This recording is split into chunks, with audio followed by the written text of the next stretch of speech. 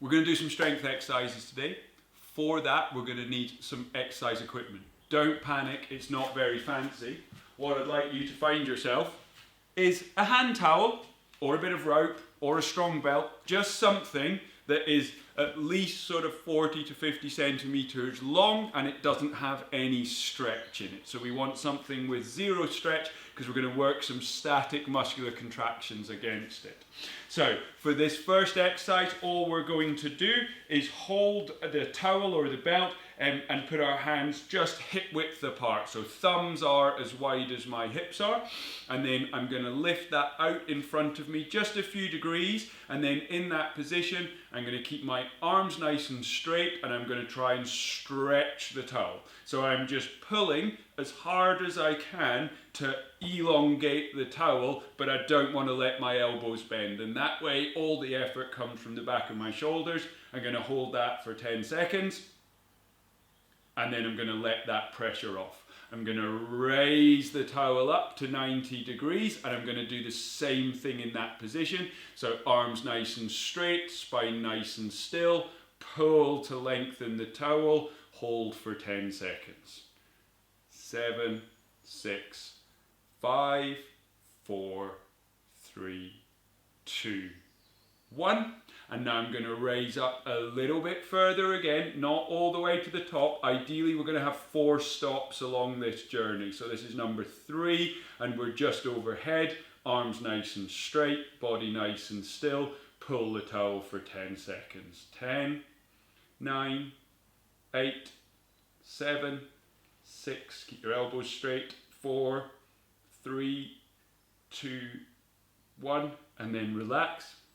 And then we're going to go one more time right up in our overhead position. As we go overhead, we want to really concentrate on keeping the elbows straight, arms nice and long, and then in that position you're going to pull one more time for 10 seconds. Pull, and the nice thing about this is you're in control. You control the intensity. If it feels good, pull as hard as you can, but don't compromise your form. Keep it for 5, 4, 3, 2, 1, and down. Now I hope a few of you are realizing that was harder than you thought it was going to be, right? It's a very simple exercise, but it will get some of those smaller muscles in your shoulder working pretty hard pretty quickly.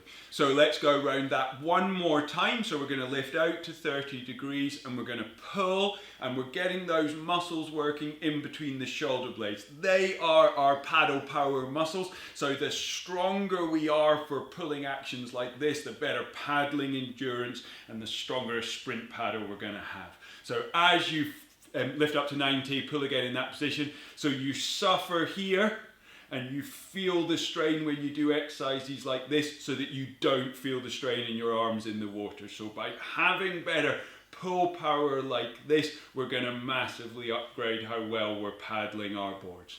Reaching up overhead, and we can think of each of these positions as being a different part of that pulling action, and often people will find it harder to generate force in certain positions. So if you find one of these you just don't have as much pulling, then practicing in that one position is a really good idea. So last set above your head and pull 10 seconds, elbows straight. Consistent effort over the 10 seconds. Don't go too hard at the beginning so you've got nothing left at the end.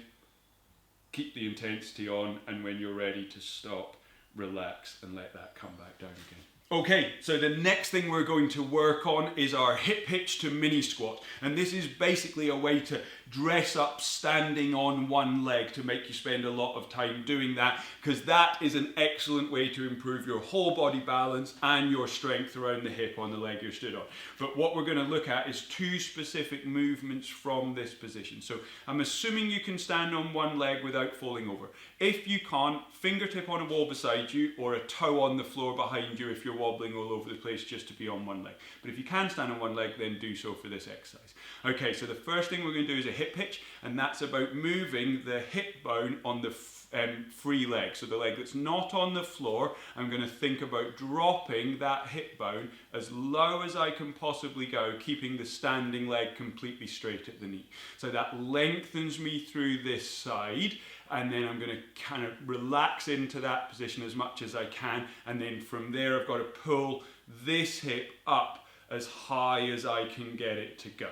So I'm keeping the standing leg straight and I'm making the pelvis on the free side travel as far as I can down to lengthen the glute, and then as far as I can up to contract the glute. And we're just going to keep that going for another 3 repetitions. So drop to the bottom, try and feel that glute switch off and relax completely, and then I'm going to pull up to raise that side up. I want to feel this muscle work and shorten as I try and get this side as high as I can, but my head stays in the middle as I do so. 1 more drop down. I said 3 more, we'll make this the last one. Hold that position for a few seconds and then slowly pull back up into that high position. So we're moving this hip up and down relative to this hip. Put it back in the middle, and now we're going to bend the leg that we're standing on. So from there, we're going to go for 5 super slow motion little squats. So I push the knee forward, keep the body upright, drop into this position here, and then slowly back up to standing again. Lock the knee smoothly to come back to this position before you go for the next one. So punch the knee forward, super slow motion. Hold for a few seconds at the bottom and then slowly come back up again. Got a burning hip yet? You should do. And then we're going to do 3 more reps. So burning is good, quivering is fine. We want those things happening. We don't want to push into sharp pain, but when we're doing stuff like this, we've got to feel the grind of what we're doing. Last one, drop to the bottom, keep the body nice and upright. Don't let the bum stick out behind you. And slowly back up again. And put the other leg down on the ground, have a rest. Okay, so it's relatively hard work. The main place you're probably going to be feeling that is in the outside of the hip, but the good news is that leg's coming off the ground now, so it's going to have a lovely rest while we do the other side. So standing onto the other leg, get your balance. If you need a tiny bit of support, take it from a fingertip or a toe. And then from there, free hips going to drop down as low as we can go on a nice straight knee. And that's about relaxation in the standing glute. And then from there, I'm going to pull up and hitch that hip as high as I can in the air, and that's about contraction of the standing leg glute. So we're going to do that 3 or 4 times, dropping down, trying not to fall over and lose balance, like that, and then back up again into the hitch position. Hold that for a few seconds and then slowly dropping down into that nice long position. So it's about that confidence and freedom to move the hip of the leg we're standing on and staying in control and not muddling it with a knee bend. This knee never bends when I'm doing a hip hitch. The leg I'm standing on stays completely straight and I just make this hip travel up and down. Beautiful. Okay, so without taking a rest, ideally, put the hips back into the middle, and now we're going to go for 5 super slow-mo mini squats. So press the knee forward, keep the body nice and upright, and then back up to upright again. And I'm just going to do that 4 more times. Slowly down, hold the bottom position for a few seconds, and then come back up again. 3 more to go. Push the knee forward, feel that burn in the hip, keep the hips level, keep the bum under, spine stays nice and upright. So this is all just motion of the leg that I'm standing on. Try and keep everything else pretty much still. 2 more reps, down. Push to the front. The stop point is usually your ankles run out of movement or your bum's about to stick out behind you.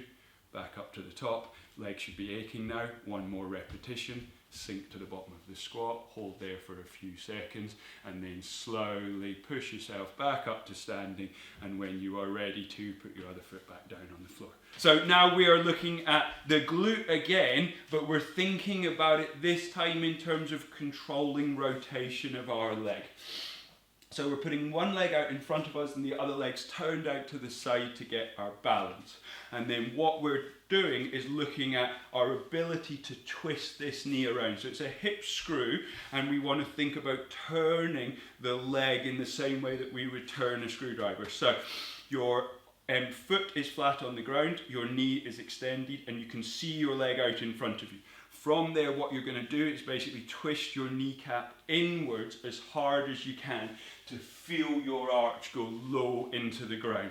And as we do that, the glute's lengthening and turning off. So we're turning on our internal rotators and switching off our external rotators.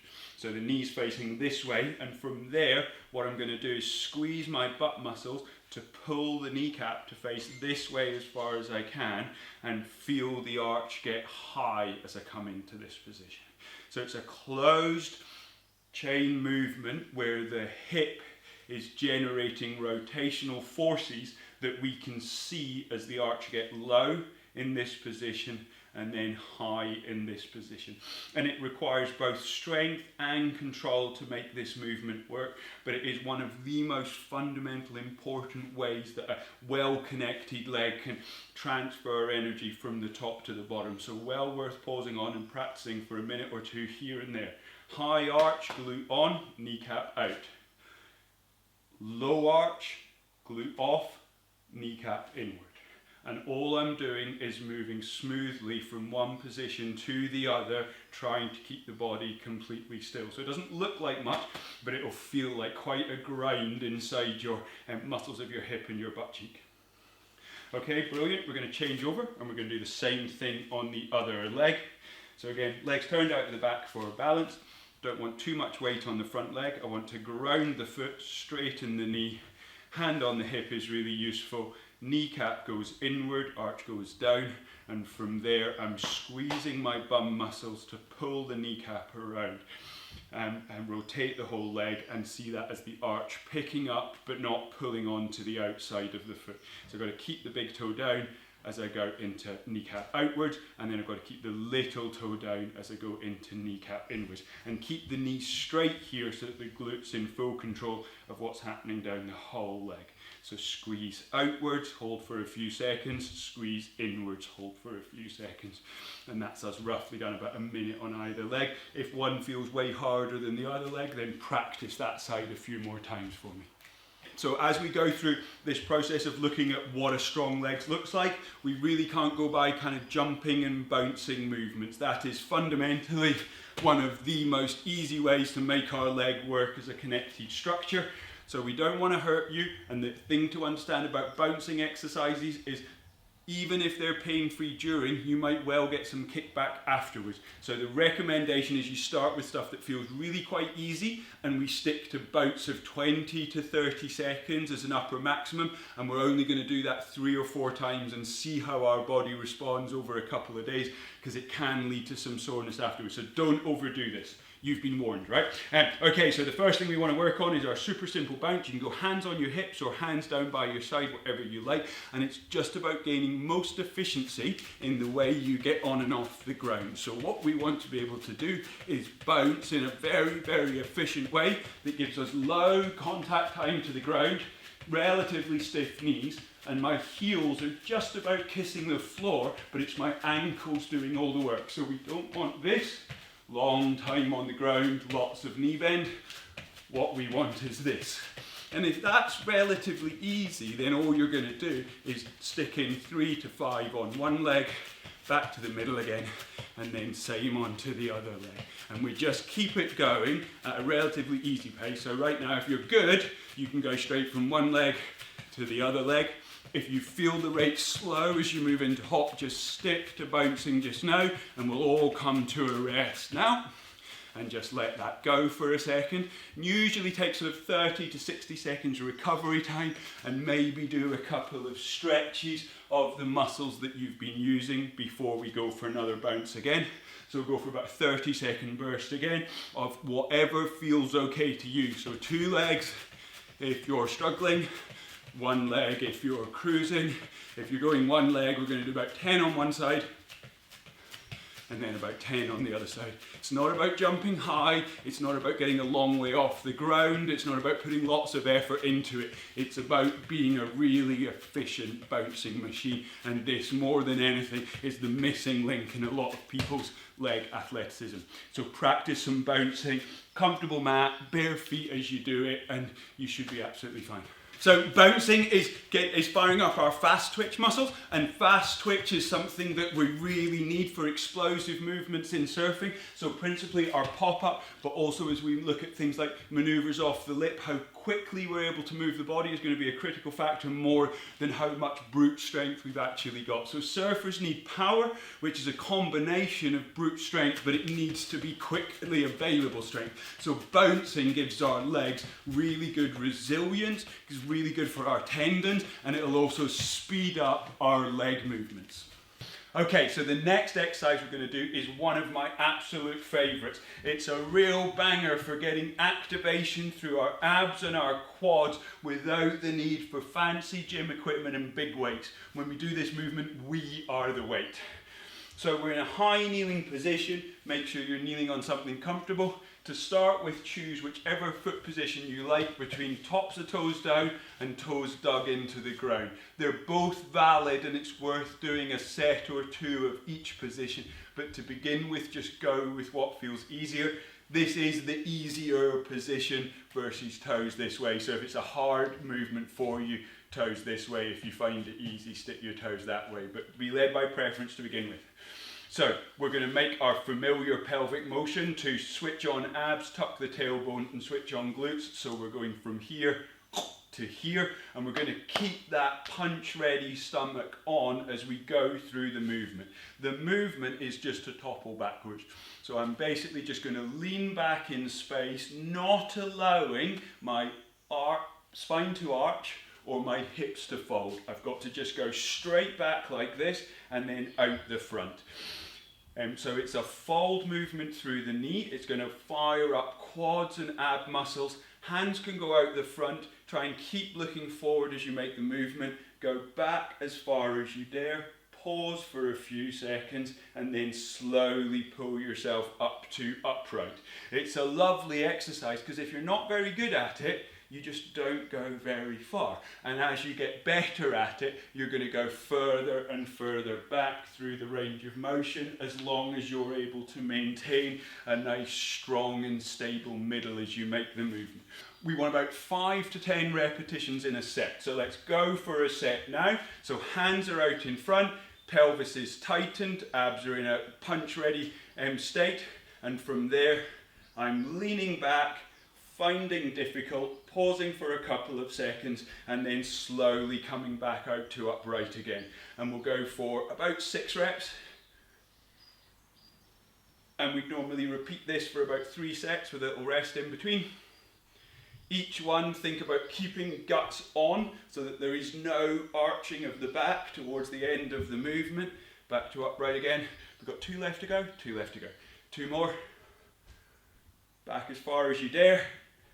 If you've overcooked it at the beginning of the set, then bring them in a little bit. If you're still finding it easy, try and push yourself to go a bit further back in space. Hold for a couple of seconds, and then slowly back to upright again.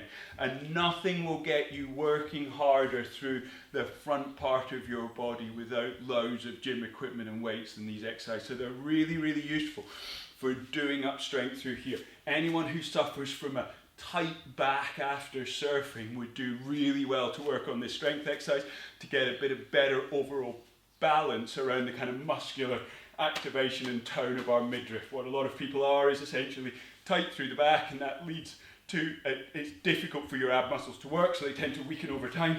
But by doing exercises like this, you're really switching on the strength around the front of your hips and the front of your body in a really relevant position to loads of the things we do within surfing, principally kind of controlling our body through these kind of motions.